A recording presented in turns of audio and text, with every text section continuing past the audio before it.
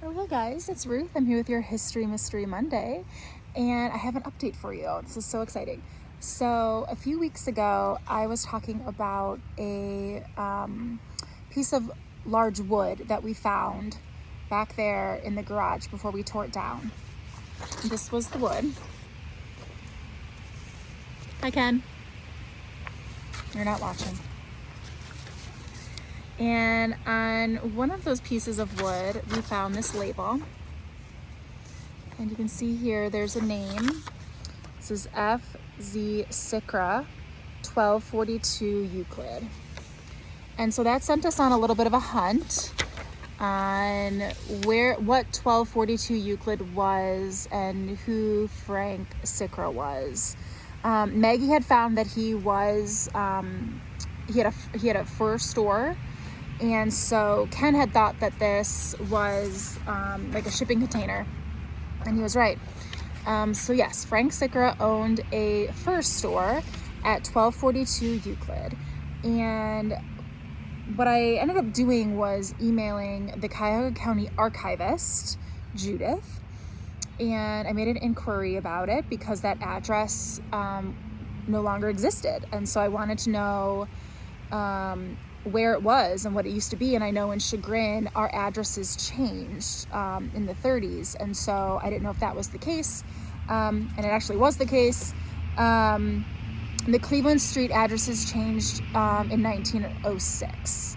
So she gave me this awesome report, which Marianne Carruthers, I know you're watching. Hi.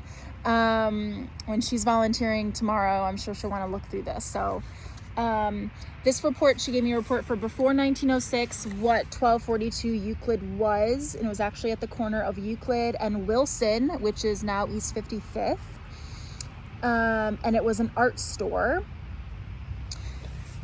But since we know the guy's name and we know that he was there after 1906, because after 1906, 1242 Euclid was used for the Wyness building, and actually that was the storefront for that building at 1268 Euclid.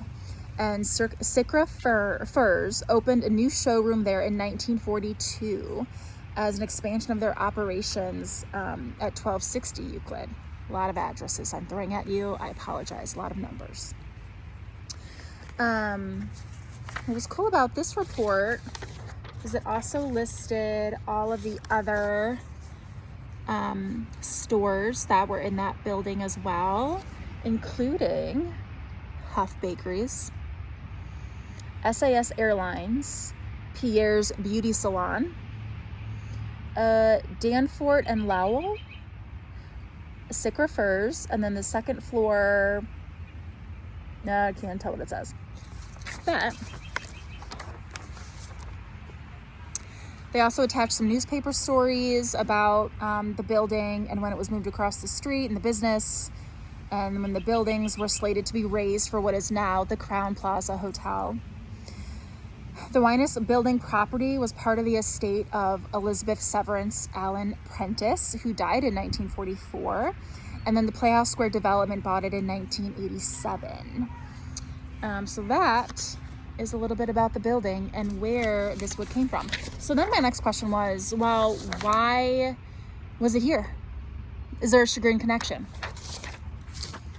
Trust Judith and her researcher who did this. I mean, it's not a direct connection, but in his obituary, which they put here for me, for Frank Sikra, he lived in Chester Township in Cuyahoga County. And I thought, well, that's close connection. Okay.